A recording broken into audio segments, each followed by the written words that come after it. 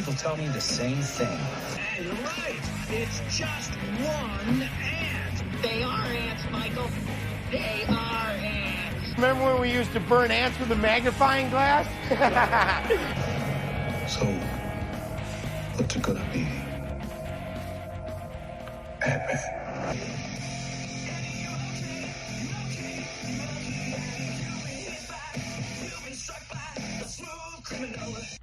I am back to 1 million ants. And everywhere. What's great about that sounder really is that there's at 3 different points you think it's going to end. You just don't really know. But without further ado, Ant-Man and the Wasp: Quantumania exit survey. Nick, hit us with a synopsis, please and thank you. Scott Lang and Hope Van Dyne, along with Hank Pym and Janet Van Dyne, explore the quantum realm, where they interact with strange creatures and embark on an adventure that goes beyond the limits of what they thought was possible. Interesting. Kind of a long and vague synopsis. Yes. Yep. We've seen worse. It sums it up, but doesn't give up too much away. And this was written by Jeff Loveness and Jack Kirby, directed by Peyton Reed, starring Paul Rudd as Scott Lang, Evangeline Lilly as Hope Van Dyne, Michael Douglas as Dr. Hank Pym, Michelle Pfeiffer as Janet Van Dyne, Jonathan Majors as Kang the Conqueror, Catherine Newton as Cassie Lang, Bill Murray, special guest appearance as Lord Krylar, Katie M. O'Brien as Gentora, William Jackson Harper as Quaz. We have David Dasmalchian making another appearance in a new role, Veb. And Randall Park makes a quick appearance, cameo, as Woo Woo Jimmy Woo. And then from the box office and critics, this hauled in $357 million worldwide, including $118 million domestic on opening weekend. It's received a 6.6 out of 10 on IMDb and has an absurd 47-84 split on Rotten Tomatoes and 3.8 out of 5 on Google reviews, with 85% of Google users liking this movie. Yeah, and you see that I'm pretty sure this movie was released simultaneously in China as well, so you see that bump there. What that makes in the worldwide compared to the domestic opening weekends there. Because I think I saw that 118 million, while it might be the most for an Ant-Man premiere, I think it was as lower than Thor 4. So maybe that's like a point of reference for you for kind of recent and where it kind of stacks up with the other Ant-Man movies. But you touched on that 47-84 split. That's kind of been the talk of the internet since this movie came out and since the Rotten Tomatoes scores were released. Right off the bat, I mean, please, where do you kind of are you more with the audience score or the critic score here? I am more with the audience score. I don't think that's going to surprise anybody. And also, I want to note too that Jack Kirby writing credit we're a little off on that one. I have to say that's IMDb. That's not me. Okay, good. I want to blame IMDb. I want to blame somebody. Then that's not you. I'm just copying and pasting here, Ken. Fair. But I want you to do your score and tweet length review because you wrote yours first. You made a point that I wanted to make, but I want you to get full credit first. Yeah, so it's 82 out of 100 here. And I kind of went back and forth on where I wanted to go here, but I landed on 82. Had a fun at time as like a surface movie experience. It was fun popcorn movie. It was fun, like a lot of action, a lot of cool special effects. Kang and Janet Van Dyne steal a show, and what was otherwise kind of like a hollow shell of a good movie. I felt like they were just kind of hitting the beat points. Didn't really have as much emotion as I was expecting or maybe hoping for, but great setup for future Marvel movies, but not really the wrap up to the Ant-Man trilogy that I also kind of wanted to. So you take the good with the bad. Where were you waffling between? What was your range? Scoring, I mean. At first I was at a 79. Okay. So because I was really going back and forth between like what this was and what it was more, because was it a third installment to the Ant-Man series? It was this a second, a half installment to the Loki series? Was this I don't know. You know what I mean? There's a bunch of different places that you could kind of go with this. And I'm not sure if it was really an Ant-Man movie and followed what the Ant-Man movies did greater. But ultimately, I think what they ended up not doing and replacing that with, and what we got was pretty good Mm-hmm. with Kang and everything else. So it's hard to kind of, nitpick at these other things. I think that that whole bit, like where you're thinking about first coming off, is going to be it's very much going to be at the center of this exit survey. So we'll get into it more there. But where I didn't want to steal your thunder was the Kang and Janet Van Dyne points. We expected Kang to do well, but yeah, Janet Van Dyne stole the show. So I gave this an 89 out of 100. So we're not on the same street, but we're probably in the same neighborhood. Is that probably the best way? Yeah, I like that there. And just Okay. to see where that ranks in the CMMCU rankings to date. So we have Ant-Man at number 13 at 89 overall. That's a 90-88 split, Nick and myself. Then we have Ant-Man and the Wasp at 21 at an 88-83 split with 85.5 total score. So for Ant-Man and the Wasp Quantumania, that's coming just above Ant-Man and the Wasp. At 85.5, tied for the same score, but with Nick giving it the 89, that kind of gives it the tiebreaker with the highest individual score. Does that make sense? Yes, it all made perfect sense. So it's a top 20 movie, but and it's just like right around the midway part because we got 39 titles to this point. Yeah, and that seems pretty fair. I mean, and I think for our grading scale, for our grading scale, it makes sense. We're usually 5 points apart ish. I'm usually on the higher end of things. And you're usually, I think you're usually like around 82 to 85. So it's like we're in the general range. And I started out coming out of it thinking 88, 90. I was like, it's not an A. I can't give it that. But let me give my tweet-length review on this. The magnitude for the MCU's multiverse saga has been established. Janet Van Dyne was a kick-ass surprise, but Kang, I mean, we knew he was going to be huge, but my God, Thanos thought he was inevitable. Kang knows he is. Oh, what a line there. Yeah. But I have some questions about Kang too, and with the ending overall, which we'll get to. But again, great. Yeah, I don't know if this was an introduction, a hard opening, we kind of had the soft opening with Loki there, but I think that before not to steal thunder, I don't know if it's going to steal thunder in the survey questions, but I think that if we had gotten this ahead of some of the other MCU Phase 4 movies, then people would be responding to this movie differently.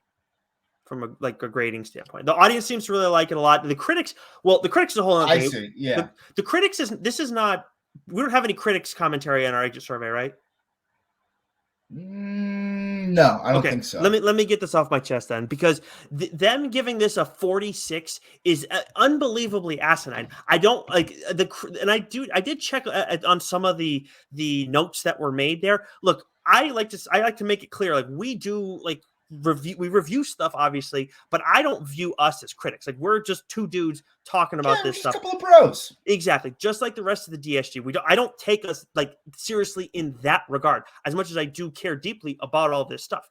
That said, now it's okay to combat the MCU. It's been the first time since Phase 1 where it's been safe for critics to really go at the MCU. And now they're coming.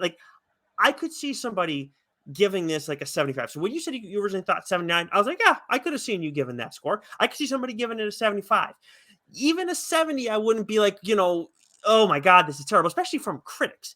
But to go as low as 46, that's a heaping pile of trash. I don't get where people are these critics are getting off on saying it's that terrible. So we've said it before. We haven't done it in a long time. Rotten Tomatoes stinks in a lot of ways, and I do seriously think that this system of coming up with this one aggregate score is not what reviews are all about. It's about finding people who view movies or shows similarly to you, and then going from there. Someone taught me that lesson a few years back, and I was blown away by it because I never pay attention to critics in that regard, and it makes perfect sense. Why do I want to hear what somebody else has totally different values in interpretations of movies than I do? Why am I going to go and let them tell me, oh, I shouldn't see this movie? I want someone who feels about stuff similar. I'm not saying you can't hear other opinions, but to have that be your driving force seems odd to me. And so these all together, all around scores, I just never been a huge fan of. I get it. It's part of the show and what we do, and you got to acknowledge it because it's part of the landscape, but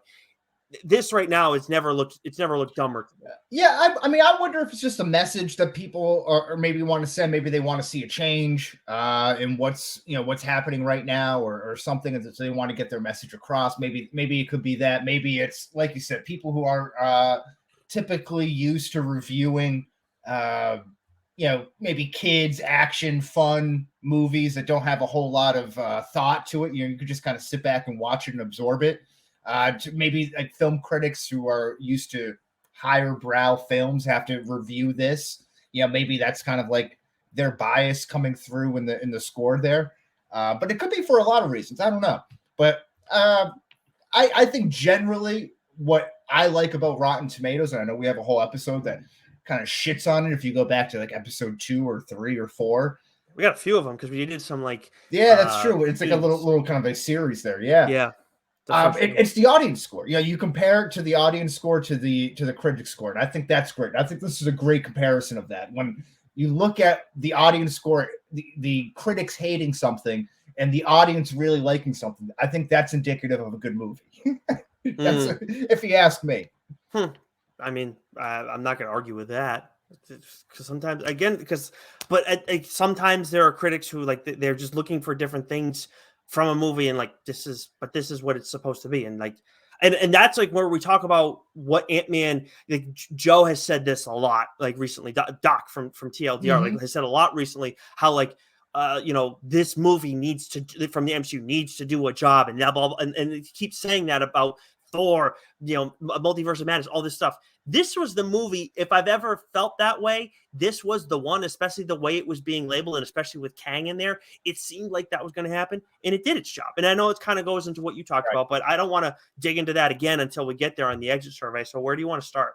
No, and I agree with you too. And I would look at Multiverse of Madness as kind of one of those other big kind of furthering the greater plot line along. Yep. And this is that too. Yeah, I'm right there. Yeah. I guess kind of in that similar vein, did this movie live up to the hype or anticipation? There we go. Right off the rip. Yeah, I mean, I think it did. The only thing for me that I was like caught off guard by was that it wasn't the goofy Ant-Man stuff that we typically get. Like, yeah, it was sprinkled in, whereas normally it's like we're getting hit over the head with it. And I like it. Like, they've always done really well with it. And when they do it here, they do a good job with it. But I wasn't like, I was thrown off by like, wow, this is, like, it hit me in the middle of the movie where like I felt like we hadn't gotten a joke for a while. So that threw me off a little bit. But at the same time, for what this was supposed to be and what they were trying to do here, it did make a lot of sense. This was a lot more of a serious thing because of the epicness of Kang and what they're trying to do, and everything that Janet knew and no one else knew in everything that's going on at the center of this. Yeah, I think definitely in that sense of setting up the future MC plotline, which is something that I've really been wanting, and feel like I've been lacking, particularly in the Disney Plus shows, right? So I think, I can't be upset at that, because this kind of spells out where we're going, and it kind of gives me a further light down the tunnel, so to speak, right? But in the sense of like kind of putting a bow on the Ant-Man trilogy, because I don't know, I don't think we're getting another Ant-Man. I can't imagine Paul Rudd is signed on for too much more after Secret Wars, not Secret Game. You have Secret Game too. Yeah, could have been, right? But yeah, in that sense, so it kind of really strayed from what the first two did really well. So it didn't really live up to the anticipation from the Ant-Man trilogy aspect. If of all the Ant-Man movies, but I think that's fair. Like, of all the Ant-Man movies, this one felt least like an Ant-Man movie. There's no two ways about that.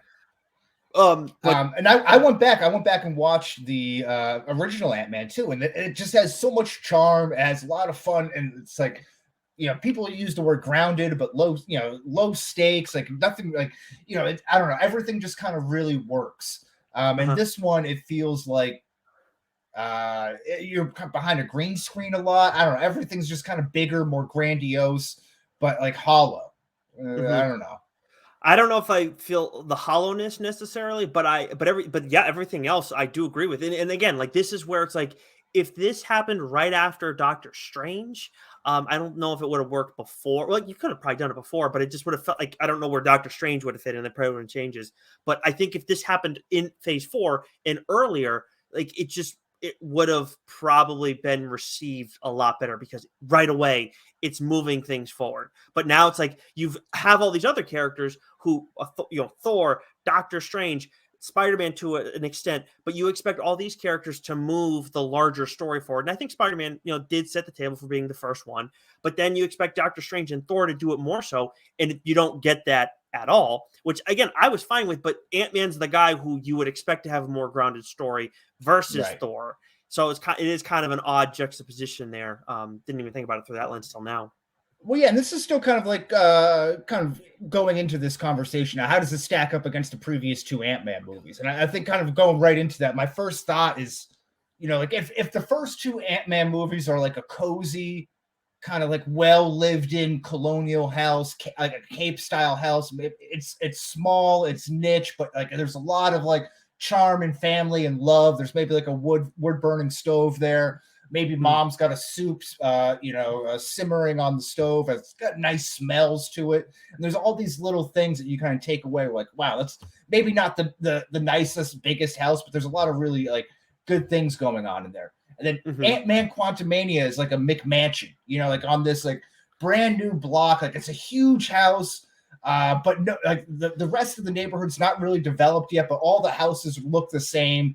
Everything's kind of coming, and it just looks like Thor 4 or Star Wars movie. It kind of like gets away from what Ant-Man, the first 2 Ant-Mans did really well, which was like a quaintness, a quirkiness, a lot of heart, that family oriented feel, which was present, but I'm not sure if I bought it completely as I did in the first 2 ones. This is definitely, I might say these are in the same town, but yes, they're not even remotely close to being in the same neighborhood, but like one's on the north end and one's on the south end. Yeah. If they're in the same town.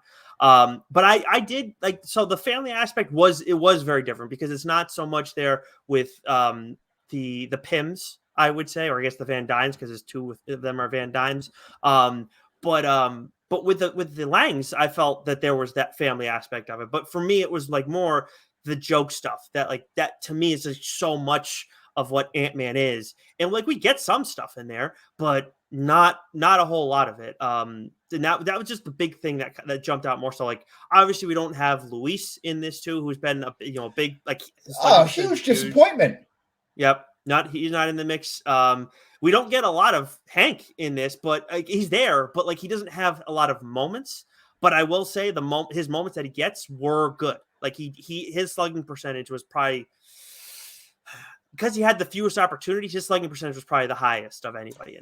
He was fun. Yeah, he was in there having a good time. Retired dad, like that. Yeah. But again, retired granddad, I guess at this point. I mean, I like that. Luis is huge. I think that's one of the best points you brought up to this point so far. Is that he was one of the great additions to that movie. And like going back and watching it again, he's awesome. No T.I., no Bobby Cannavale, no I forget the actress' name, but I think Abby. The mom, his ex-wife, she's not in this movie at all, and again, I'm not saying they have to play a big role. I know it's Quantumania, but I don't know, maybe there's something that you could do in the intro where there's some sort of you get able to work it in somehow to get them in.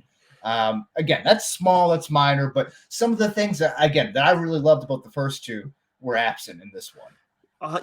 And I will, and also like I noticed you didn't say no David Dastmalchian, because we did get him, just not his original character. Right. But like where were the ex-cons though? I thought like that was such like a great part of it.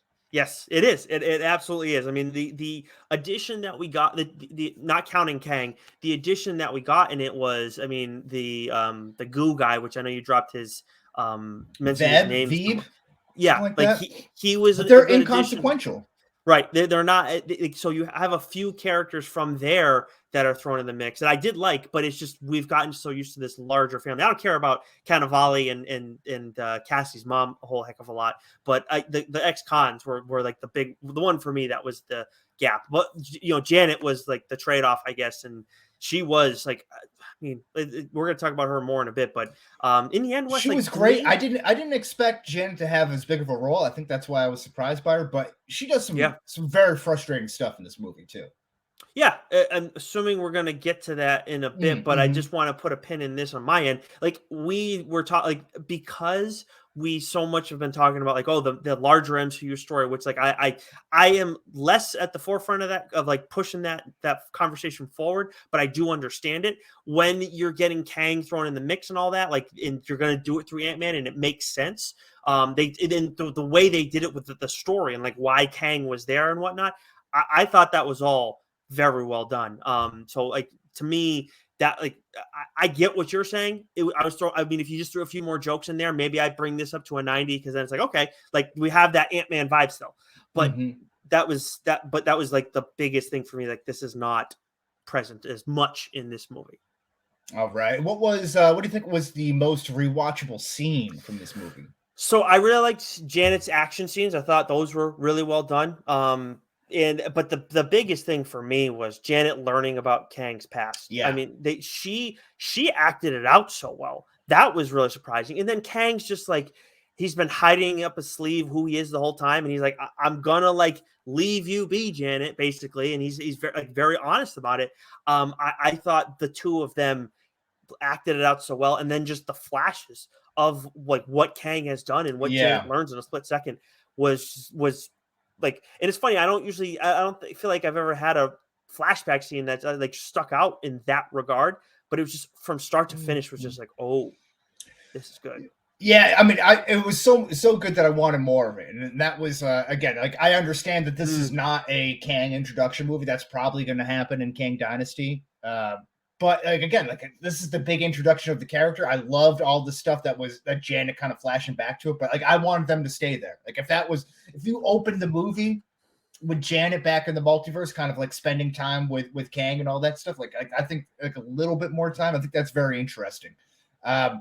But anytime Kang was on the screen, just in general, was really rewatchable. But when Scott is going in search to get the multiversal engine, and he gets into the probability zone or chamber or whatever it's called, and then all the other Scotts split off, and they go up into that ant formation to go get the engine. I thought that was very cool, very, very awesome. Well done. All the different types of Scott Langs kind of interacting with each other. You can never have too many Paul Rudds. And then to actually get back into that like fire ant formation or whatever they do to kind of get up into that multiversal engine is cool. And it's a good callback to the original Ant-Man, which they do that to get out of the water pipe when they're going through and everything. So it's, again, wouldn't have noticed that if I didn't rewatch Ant-Man just before this, but I thought that was a pretty nice touch. That was like one of the cool moves of Scott using the ants there. So nice callback.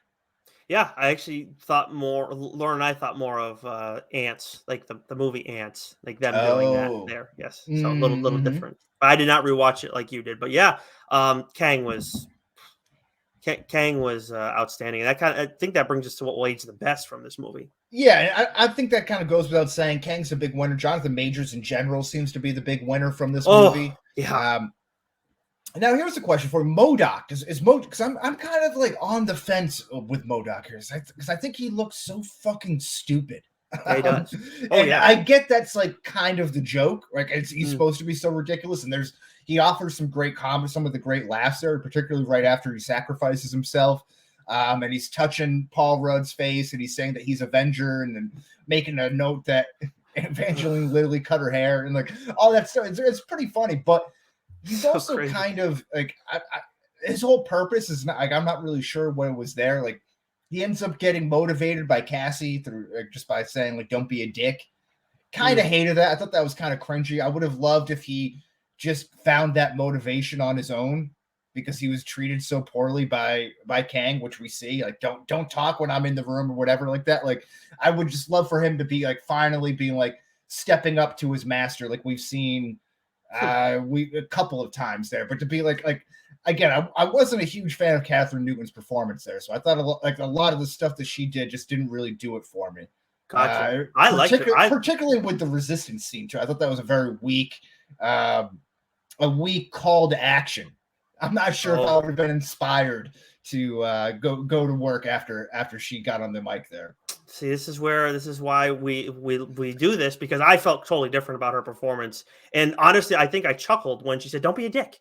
Like, it's that simple. Don't be a dick. Like, it's a teenager giving advice. Like, what else is she? What else are you gonna say in that moment? Like, and then I was annoyed, or not annoyed, like felt my skin crawl, I guess, like when he was doing that. Like, I'm gonna, like when he was going through that whole like death scene, like of at least I died an Avenger. Like, I think when he got to that point, I thought that was funny. But like, I always looked at you as like a brother. I'm like, what the fuck are you doing? Like, what is this? I think it was right at that point where like it all shifted to me that I liked MODOK, because at that I was kind of like, I thought he was cringy right throughout that whole moment. And then he finally like has that funny line, and I'm like, all right, this is so fucking crazy that I'm here for it now. This is what it is. Like, I think it took me a minute to kind of fully like maybe appreciate the absurdity behind it. I think that, and that's fair. Like, I've never been a big MODOK guy, so this whole like clamoring to have him in, like, I was like, okay, like cool. And then when he looked so fucking weird, I was like, yeah, I mean, that makes sense. MODOK is supposed to look revolting, and like in the comics he looks, but it's different because it's art. This is why I say sometimes like animation is better for certain things, because you can go and like, if we reviewed the Patton Oswalt one, right? Yeah, and it's claymation. He looks revolting in that, like he does in like animated shows and the comics, and he looks revolting on the big screen. I don't like it. It's weird. It's definitely unsettling, but I think that Marvel actually did handle this perfectly, because now, Wes, obviously we're getting infinite Kangs. We can get infinite MODOKs. You can go and have it be played by different people. You can mess with how it looks. I guess I'm not too concerned with having MODOK in future properties, though. I'm not sure if they should be either. No, but that's the thing. This was a good testing ground for it, because now you have them in the mix. It's a callback from the original Ant-Man, so it's like a nice kind of touch. I thought they I agree with that. That was nice. Did it well. It was written well. So now he's dead. So now if you bring in another MODOK, you can wait to see how the people. It's getting the temperature of the room sort of deal. By the way, I guess so. We say there's gonna be more Kangs. You can bring in MODOK again if you want to. Thanos can come back in the mix too. Yes, that's true. That is true. End credit scenes aging the best. I'm not sure if that's always a good sign, but I don't think that's that big of a deal in this case, because there were some great ones. Particularly with the Council of Kangs, as you mentioned, all the different variants with Rama Tut and Immortus, and then another one that I'm not sure has been fully identified. Some people think it's like maybe a play on the Scarlet Centurion, maybe not, but very cool. And then you get the whole crazy Council of Kangs in the arena at the end, which I thought was a pretty awesome scene.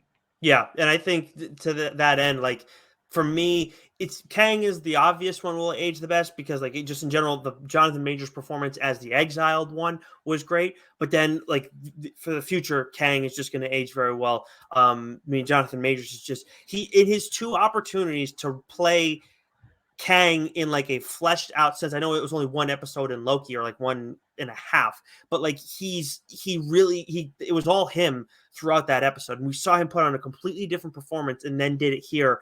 I mean, that character is in outstanding hands. But like the multiverse in itself, because that was another thing. Like, okay, we got all these Kangs. You can bring MODOK back in. You can bring whoever the hell you want back in, including Thanos, and it can be a totally different one too. And like, yeah, I mean, it's just and again, like we're still like not even dipping our toes into X-Men like villains that can get thrown into the mix here. So right. There's another. I think this has got to be the last big one before the X-Men, though, or they come in the mix at some point, unless it's Doom. But anyways, I'm getting ahead of myself here. Yeah. We'll see here. What do you think will age the worst from this movie, Nick? I don't know how the rewatchability is going to hold up for this movie, because I'm excited to see this again on rewatch. It's not that it's going to be bad. I guess it's just the need to rewatch this. Like, yeah, maybe for a while it'll like, okay, I feel similarly this coming out of it from a rewatchability standpoint as I did Infinity War. Like, yeah, I'll probably want to rewatch this before the next big like MCU like thing, like not a grounded story, but MCU thing. I'll probably want to rewatch this just to see some of the Kang stuff and everything going on.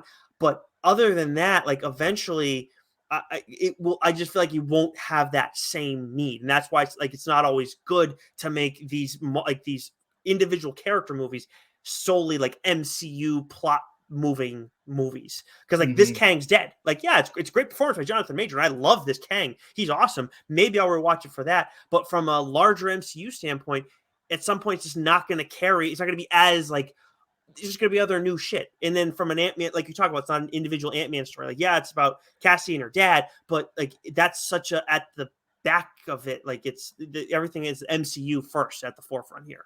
So are we sure that Kang's dead? This Kang? I mean, that's a fair point. That's a fair point.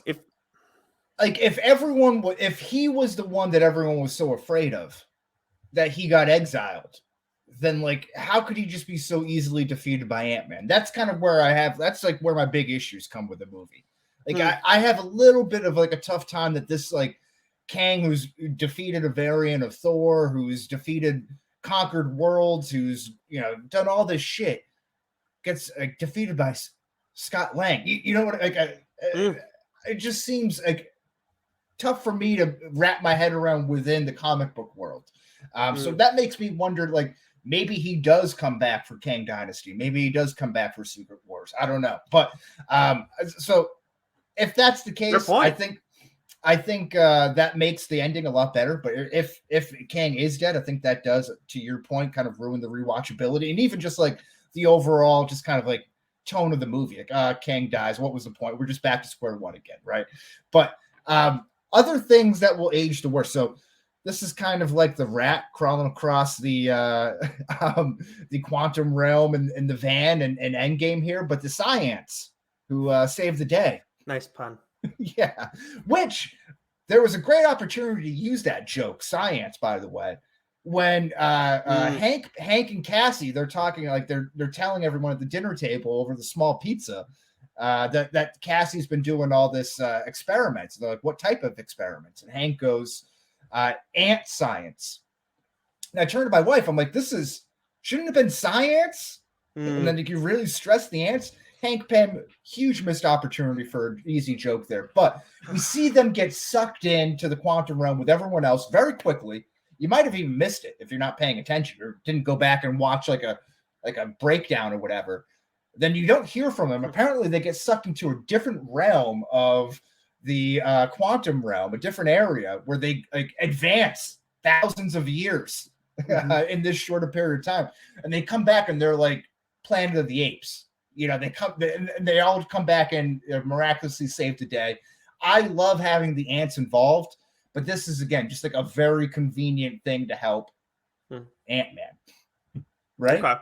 No, I mean it didn't bother me in that way. No, and you weren't questioning like where do these ants come from? No, I mean I remember them. I honestly, honest to God, Wes, like I remember seeing them go through, and I was like, what was it? Bill Murray's character asked like, where, like, do we have ants here? And he was like, no. And I was like, actually, you do now. Like, where are they? Really? You caught that in the first time through, huh? All right. Yeah, I was like wondering. Before that, I was like, where are the ants going to come into play here? Like, they're not just going to leave that. Interesting. There, yeah. like that. Yeah. So I'm also getting a little sick of the 1v1 final battle between the protagonist and the antagonist while you have a war going on underneath everything. So whether that's Namor and Black Panther with the Atlanteans and the Wakandans, or in this case here, you have the revolting revolutionists and Kang's army here, then Kang and Ant-Man going up. And it just feels a little tropey, a little bit played out, and it feels a little formulaic. I would just like something different. And that same note, like I don't think we even needed the Resistance Revolution at all. I thought that was like just filler for a huge waste of time. I didn't think they really added much to it.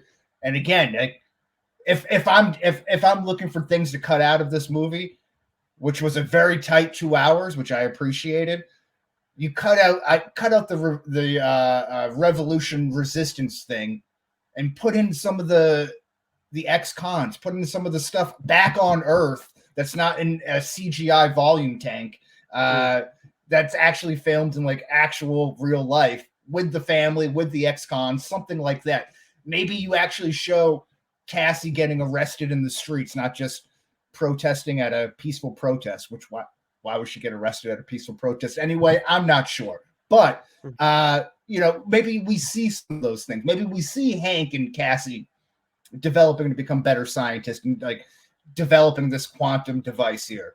Instead of like just spending time with these characters who don't really mean anything in the long run. At least now they don't. Like I don't like. Are they going to come back in the mix at some point down the line, especially with the Kang stuff? I wouldn't be stunned. I don't care. I would rather spend more time with like the characters that we've already gotten introduced to that we may not see again for in another Ant-Man movie. I wouldn't be stunned if they get the Nova Corps treatment that happened in Guardians, where it's like, oh yeah, these Kangs took out that whole the whole quantum realm, like that level of the quantum realm. But I like those characters. I didn't have issue with the Resistance storyline, but where I'm with you is, I mean, I felt like this for a while now. Like the 1v1 battles, like sometimes they're cool. Like there are definitely times, and this isn't just like a Marvel thing. This is like everything. Like I've had it. Star Wars has happened to me before, where it's like sometimes the 1v1 stuff is really cool. But I think it is it's a easy thing to do fine. It's a hard thing to do really well. I think that's kind of what it comes down to, because it's always more interesting is like one guy versus like 6 villains or like 1v2, something like that. Like it's just like, but when you do one-on-one, it's just sometimes it depends on the characters. Like if you have like one that's so much stronger than the others, like Kang is than Ant-Man, like I hear that. So yeah, like I do understand that idea of like just it's just a thing that happens in cinema all the time, it seems like. And I would say another thing that might not age the best here, this is again might be more of a nitpick, but like I love Ant-Man's powers. So like seeing him being able to go from big to small, and then you see everything to scale. Like again, going back watching the first one when they're on, the toy train tracks, or they're in the model rendering of the building and stuff, and all this stuff's getting shot around them. You see everything to scale. It's very, I don't know. I love it. I think it's very visually pleasing to me. When they're down in the quantum realm, like I don't really have a scale to things. Like some of the times you could tell like when he's like 400 feet or whatever going towards Kang's building at the end, like that's very obvious to tell. But some of the things like when they're going big or small, like I'm not sure if that gets conveyed as easily. I didn't think about it like that. That's a small thing. Yeah, but I my head's like bouncing around like a few different things that you brought up there, because like I'm thinking about now like the house, like the fight scene with the Wasp, not the Wasp, the Yellow Jacket in the first one, and it's just like that. Also, that's awesome. That's an amazing scene. A very good 1v1. But yeah, I never thought about like how you don't have as much of that in this. Never mind like the spatial stuff, which is a whole another ball of wax. But yeah, because it's just kind of, you have nothing to compare the quantum realm to. So like, what is the size of a germ to a guy with a broccoli head? Like I don't know. Like, it's crazy. But okay, so what age the worst? All right, so let's talk about Cassie Lang here. So was Abby Ryder Fortson a better Cassie Lang than Catherine Newton? Yes or no? So just to be clear, the one from this one is Catherine Newton. Yes. Okay. I mean, I never even, because we have another Cassie Lang in between these two. There's a third one. Yeah. Yeah. The one from Endgame or Infinity War. One of those two. Yeah. Yeah. Endgame. But I mean, I like this one. I mean, the other one's just a little kid. I mean, she's like fine, but I don't know. Like we always talk. Maybe I talk about it more than you with the child actor stuff. I always feel like they got to earn it. Like they start off as a detractor for me, but Abby Ryder Fortson earned it. She was amazing in this. If you had, or in the first two Ant-Men, very great. I'm not sure if I felt anything earned from Catherine Newton's position. So I saw this with my wife, and of course I've chronicled this on the podcast a couple of times now that I'm having we're having a baby, we're having a girl, like things hit me differently, and like father relationships hit me differently, family stuff hits me differently now when we're watching movies and stuff.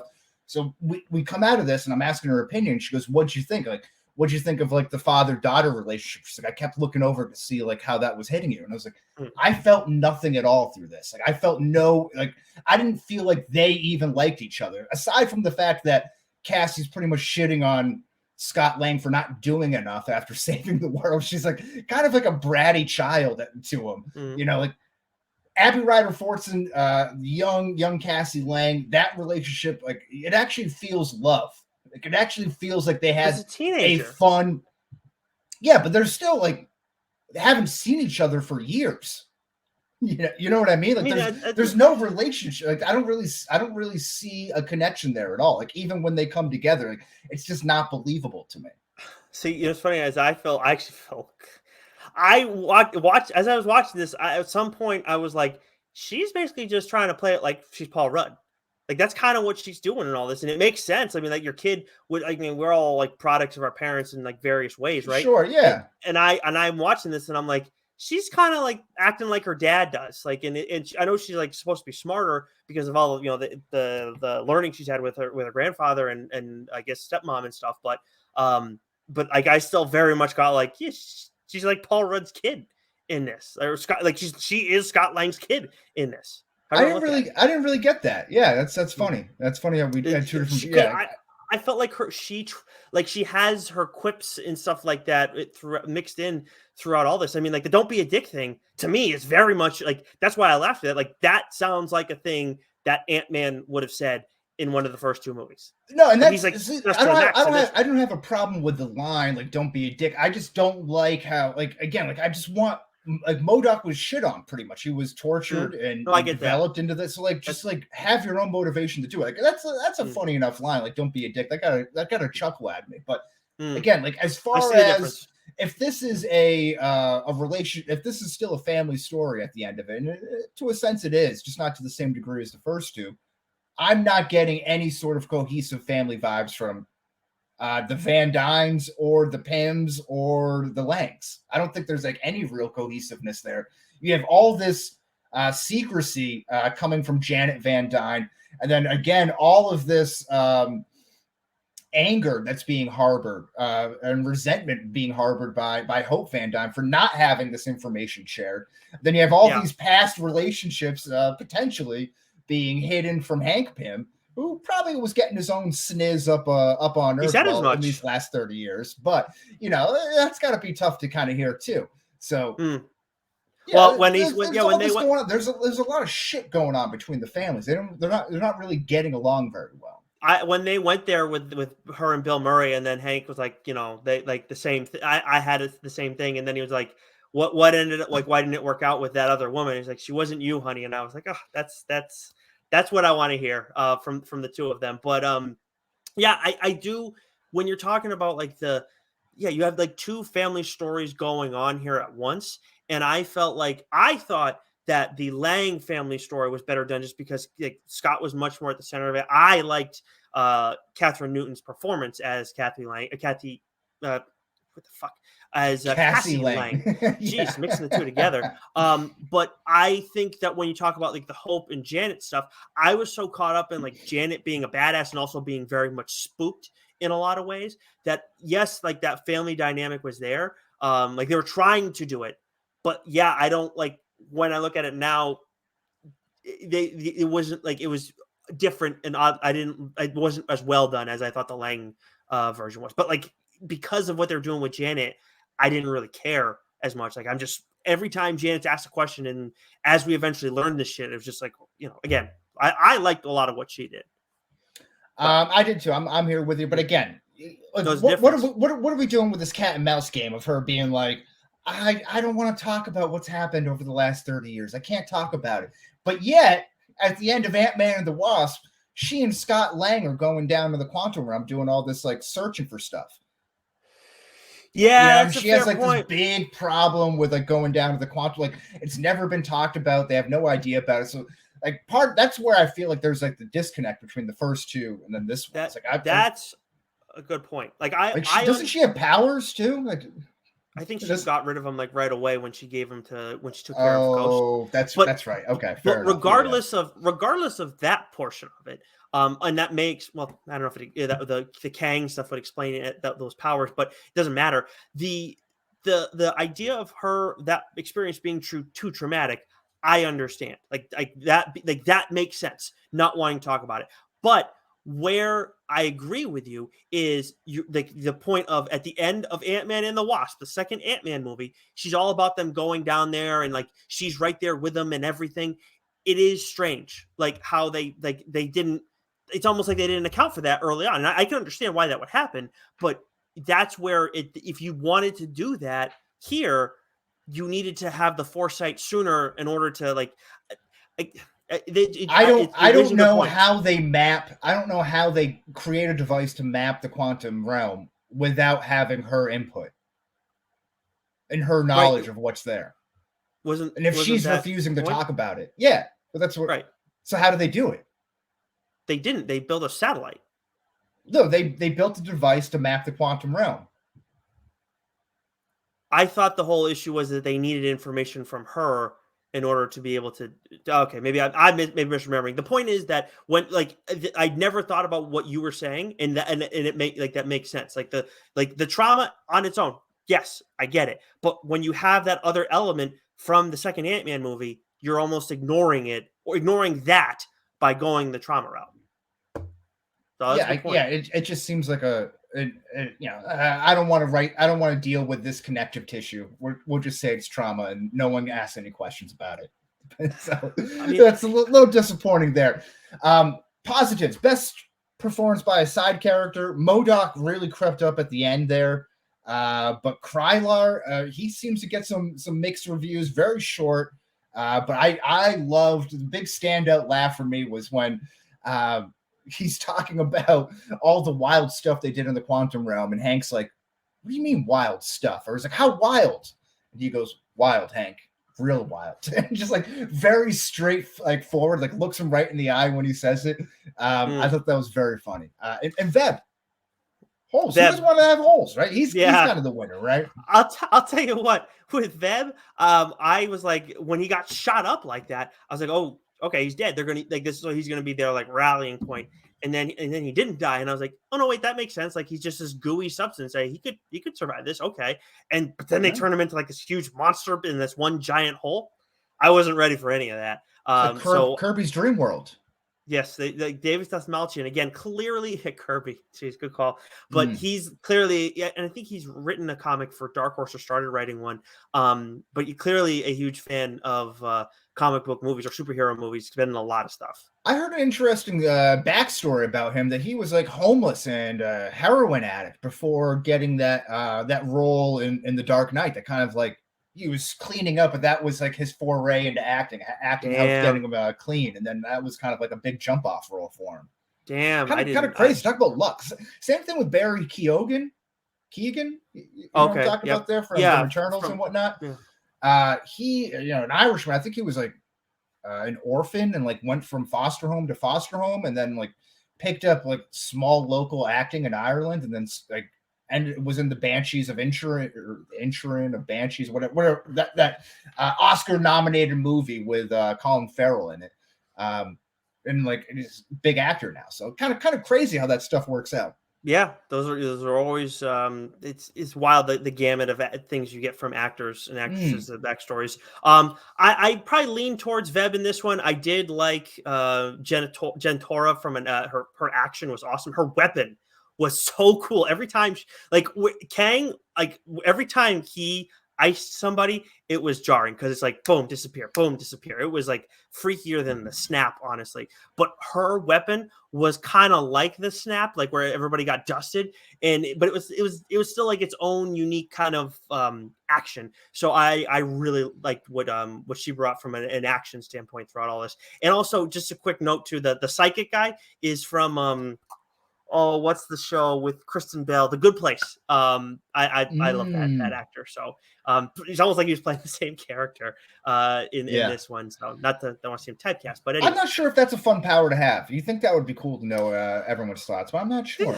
I don't think so. Yeah, I think I'd rather telekinesis than telepathy.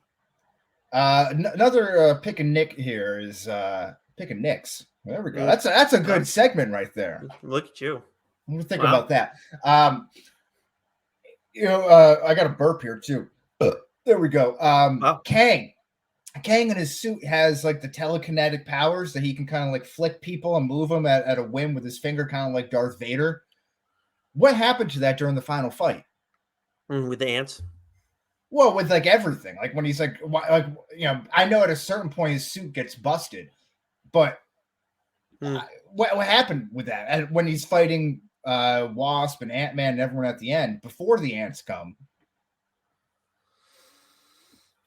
All right, now you're asking me too much of me to remember the frames at this moment. I think they forgot about it. That's my thought. Is I think that it just again that kind of goes into like nerfing Kang. Like they make him out to be such a big bad, and then like he gets defeated by a human in a size suit. Do you know what I mean? Like it doesn't really add up.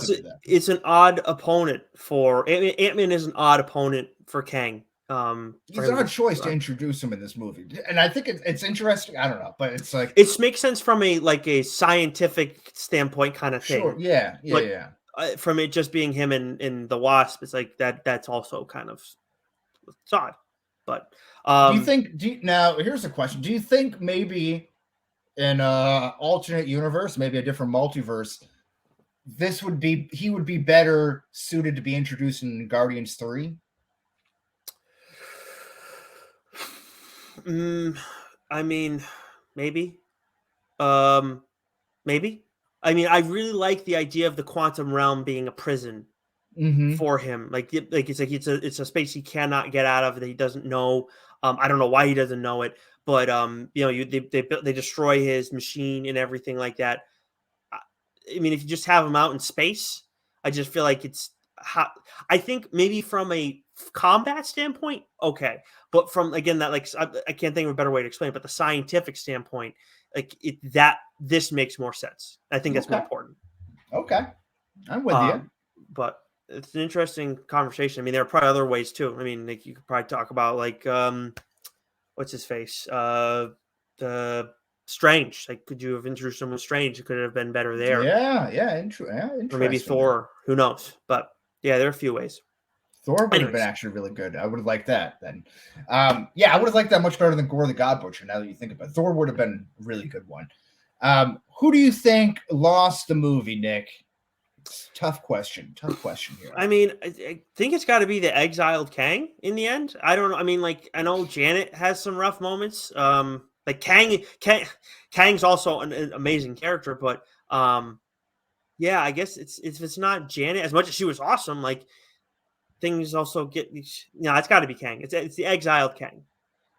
Yeah, I'm with you in Kang. Again, you're losing to Ant-Man. That can't be good if that starts getting around. The rumors, the water coolers of the other Kangs. Like this guy lost to Ant-Man. I don't know. Ant-Man could be losing the movie. I'm not sure. I'm not sure the reasoning why I put that down there, actually. So I'm going to take that one off. I'm going to strike that from the record. He was rattled by the end of it all. He was like, "Did I just?" He was kind of there, yeah. Cassie was more of a personal choice. I was a little disappointed with hers. So I think she could have lost the movie. It wasn't the inspirational spark that I think that she was trying to be, or they were trying to make her to be in the movie. Janet Van Dyne, she does a lot of things there that could have really just nipped this whole movie in the bud. This movie didn't even need to happen if she just had an open relationship with her family. Just open the lines of communication a little bit. Yeah, well, yeah, maybe then you wouldn't. Yeah, because then they wouldn't have created the. Yeah, tell them why the quantum device can't be made. But why you don't mess in the quantum realm. So, I'm curious. So, like, I hear you on she did this before at the end of Ant-Man 2. She's like okay about them going back into the quantum realm. She was I will say though, if I remember correctly, she was like apprehensive. You got to be in there quick, in and out. Wasn't that her? Didn't she say that? Oh, sure. But yeah, I don't know. Like she's still helping with it. And then now she's like, no, like completely against it. And like, they're like so much so they're like kind of doing it behind her back. Yeah. It's weird. Cause like, it's tough. I don't have a problem with them using the traumatic nature of the experience. It's just the matter of what was before that. Cause it does kind of cancel out. I need to rewatch the second one again. Cause that's bugging me. That's interesting. Yeah. It's a good point. I think it's a really interesting point that you brought up. That's why I'm so hung up on it. But and again, real quick point on the Kang thing. I mean, I just loved. They showed this in the trailer, but him doing the energy beams or whatever he's doing, like going full crazy at the end when he's in his suit with the blue mask on, like such a cool shot. Very, very cool. The scarring too on his face was yeah. And apparently, if you watch like New Rock Stars or like any of the detail Easter egg kind of YouTube breakdowns. they said that not all the Kangs had the scars, so they might have it's like from different Kangs from different universes had the scars for maybe the same or different reasons. So makes sense. Very, very interesting stuff there. We're talking about him. Who do you think won the movie, Nick? Is it Kang or is it Jonathan Majors? And why is it both? It's absolutely Jonathan Majors with a nice honorable mention to Michelle Pfeiffer. She's badass in this movie. I hope she gets, if she wants more work, I hope she gets it out of this. She absolutely deserves it all around. I understand your point. The complaint we're talking about, I think like that has me now like thinking a bunch of different stuff is more of a writing issue than her performance issue. I really think that she's badass throughout this movie. And I think the scene where she learns in the past about Kang and his history, she acted that out so well, where I feel like we've seen moments like that over the years where like the shock doesn't hit me as much. It's like, okay, it's fine. I really felt it with her. And it probably has to do with Jonathan Majors' performance too, because he was, I mean, like seriously, we knew he was a good actor already, but my God, like totally different from the other Kang or Franklin Richards that we saw in Loki, as he should be, but he executed it so well, and the calmness to this character is so unsettling. Very measured. It's an outstanding performance. I hope he continues to get amazing opportunities from an acting standpoint, because I feel like this should have earned him that, because he was one of the best acting performances we've seen in the MCU period. He was awesome in Watchmen as Captain Manhattan, Dr. Manhattan, right? That's I'm pretty sure that was kind of when I first noticed him. So this coming on, of course, this is the year of Jonathan Majors as Creed 3 is coming out. What, next week? 2 weeks from now? So we're doing that on here. Good stuff there. So I would give a shout out to Jonathan Majors. Definitely won this movie, but we didn't talk about the Wasp. We didn't really talk about Evangeline Lilly all that much. And I think the reason why is that she was kind of like an afterthought in this movie in general. Like she didn't really have too much of a purpose. She was just kind of like stiff the whole time. Yep. Which is too bad. Like again, speaking to the writing of Janet Van Dyne, I think Hope Van Dyne was also kind of like they didn't really know how to use her. No, other than to come in and save Ant-Man a couple of times. It was I really like Hope. I really like that character a lot, but I agree. She's even her action scenes, she didn't get a whole. I feel like she didn't get a whole lot. She had her moments. There was one scene too. I laughed out loud at this and like kind of not in a good way. It's when Kang or Scott and Hope are about to approach Kang, and all of these ships are coming at them at the final battle scene, and it's like giant Ant-Man. And the Wasp is flying out, and they see all of these ships come by, and they cuts to the Wasp, and she's like, "I got this," and it's one tiny little Wasp going up against like 100 ships. And then like it sees all the action going on, and then it's like she's like, we need help, or something's happened, or I'm losing it. And it's like, come on, what are you? What are we doing here? Like that's kind of ridiculous. That was, I agree. Yeah, I mean, she was very much underutilized, even poorly used. And I'm like, come up with something better than that. But yeah, Jonathan Majors is to go back to the. So yeah, you could actually she'd be a good nominee for like the loser of this. This movie actually, she'd probably be my number 2. Right there with the exiled Kang for different reasons. But Jonathan Majors, I mean, he's I'm excited for Creed 3 even more so because of Jonathan Majors now. I mean, I already was excited for him before that, but like it's just this was wow, what a performance. What do any other? Let's put a bow on this. Anything else you want to say? Anything else you got to add? I know we like just the unanswerable questions we didn't get to, but like the mid-credit scenes, the end credit scenes, that stuff was like I thought that was really cool. Like the Loki, the Loki, seeing Loki was like, oh, like I didn't expect that. So they were a great end to it. I know when we've talked about that's the thing everybody's talking about right now, and that's usually not a good sign of an MCU movie. I just think the way this was like the newest thing each moment you're getting throughout this movie, because it's about moving the larger MCU forward. It makes sense that the end credit scenes are the most popular thing, because like that's the last bit. That's like the propulsion into whatever's next for the MCU. All right. Ant-Man and the Wasp: Quantumania. Nick gives it an 89. I gave it an 82. That's an aggregate score of 85.5. That is coming in at number 20 out of 39 titles for the MCU. The CMM MCU ranking. So that's it for the exit survey. Now let's shift it over